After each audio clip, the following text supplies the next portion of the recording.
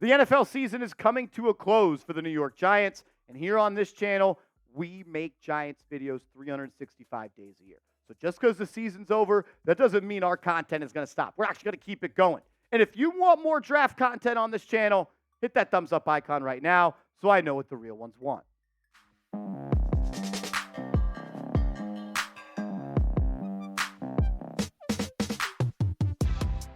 Welcome into Giants Now by Chat Sports. I am your host, Marshall Green. Thank you to everybody that stopped by, clicked on this video. We're going to be talking about the NFL draft in today's show. We're going to break down Mel Kiper Jr.'s top 10 draft targets in round one of the 2024 NFL draft. Right now, the New York Giants sit at the number 5 pick in the draft, with teams ahead of them with only one win less in the Commanders, Patriots, and the Arizona Cardinals. The Giants can absolutely move up the draft board. ESPN says the Giants have a 6% chance to pick inside the top 3. I think that percentage is wildly low because if the Commanders, Patriots, and Cardinals win, or if any of them win and the Giants lose, Giants are moving up because they've got an easier strength of schedule. The Patriots this week versus the Jets are favorites. The Cardinals are only 3-point dogs versus the Seahawks. I think we've all seen the Dallas Cowboys lose a couple of meaningful games in January before. Are we in it, or is anyone actually going to be shocked if they lose to the Commanders? I think Commanders winning is the least likely, but I'm actually fairly confident in the Patriots and Cardinals winning. And if those two teams win and the Giants lose, Big Blue will be picking 3 in the draft. So what do the Giants need? What do the Giants have to do to get back to being one of the prestigious franchises in this league? They need a new quarterback. I'm not arguing with anyone. It's just a fact at this point. They need a new quarterback. They got to beef up the O-line. They need wide receivers, but not just wide receivers. They need more playmakers. And on defense, I think they need another cornerback to replace Adoree Jackson to go alongside Deonte Banks, and they need someone that can line up on the opposite side of Kayvon Thibodeau and get after the quarterback. So with these 5 needs, I kind of want to do a little bit of a different swing on today's video. We've talked about quarterbacks. We actually put a whole video out 2 days ago where I ranked my top 5 quarterbacks, and we go into depth with each prospect. These are my quarterback draft ranks. I got Caleb Williams 1. I think he's going to be a stud. I really, really do. I don't care that he cried. Max Duggan cried, and people wanted him to run for president. It's weird how that changes. Drake May, I think, is going to be a really good football player. And I got Michael Penix and Jaden Daniels tied at number 3 for my quarterback rankings as we sit here at the beginning of January. And I got J.J. McCarthy at 5. So we're going to go through 10 college football prospects that don't play quarterback. Maybe the Giants don't draft a quarterback. So let's talk about guys that could be. Well, I think the best non-quarterback in this draft is Marvin Harrison Jr., and Mel Kiper has him ranked as the second best player in this draft. Look, when you talk about creating a wide receiver in a lab to come play in the NFL, it's Marvin Harrison Jr. 6'4", 205 pounds. The production at Ohio State was just nuts. He reminds me of A.J. Green. Tall, a little skinny, but he could take the top off. He could break it down. He could sit it down. He could run multiple routes, and he is going to walk into the NFL, in my opinion, and be a top 20 wide receiver in his first game in the league. At number 5, when it comes to Mel Kiper's draft targets, draft rankings, he has Brock Bowers, tight end, out of Georgia. I know a lot of people are like, Marshall, we're not taking a tight end. We already got Darren Waller. That is an awful way to think. If you are not going to take a tight end in the top 10, which I'm not saying the Giants should. I'm just trying to tell you that's a bad way to think. If you're letting Darren Waller dictate what you're doing in the first round as he sits at 32 and is an injury-plagued player, that's an awful way to run a franchise. Darren Waller in 2024 should not stop you from taking a tight end. And the Giants need more weapons. And Brock Bowers, in my opinion, is the second best weapon in this draft. He changed Georgia's offense once he stepped onto campus as a freshman. I believe he's going to be a stud in this league, and I'm not going to be mad if the New York Giants take him. At number 6, when it comes to Mel Kiper's draft rankings, he had Rome Odunze, the stud wide receiver out of Washington. And if you watch the game against the University of Texas, this guy made big-time play after big-time play after big-time play. And he did it all year long. 87 receptions, 1,500-plus yards, 13 touchdowns. What I love is the size at 6'3" and 215 pounds, and the average yards per catch. This guy is a downfield threat. Sure, he catches a couple of screen passes and gets north and south, but 18 yards per catch. Odunze, to me, is Jamar Chase light, but just a little bit bigger.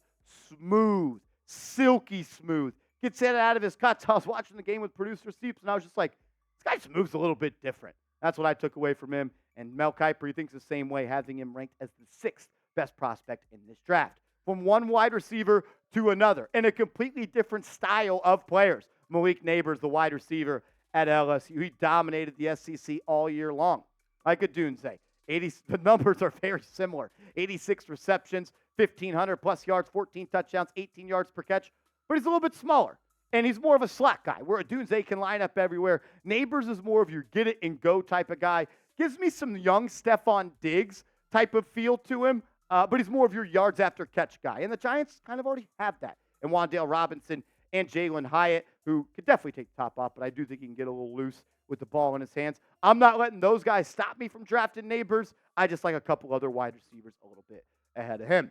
Let's talk about some guys in the trenches, as we know the Giants have to get better in that area. Olu Fashanu, the standout tackle out of Penn State. This is what Mel Kiper had to say about him after ranking him 8th amongst all prospects. Fashanu had been moving up my big board last fall before he announced in November that he planned to return to school. He could have been a top 10 pick in last year's draft, challenging Paris Johnson Jr. to be the top tackle off the board. In any other class, a class without Williams and Harrison, he might be the easy pick as the number 1 overall prospect. That's what kind of talent he has. Fashanu has the size, footwork, and physical traits teams want in a high-end left tackle. He moves effortlessly and with urgency, getting his hands on second-level defenders with ease.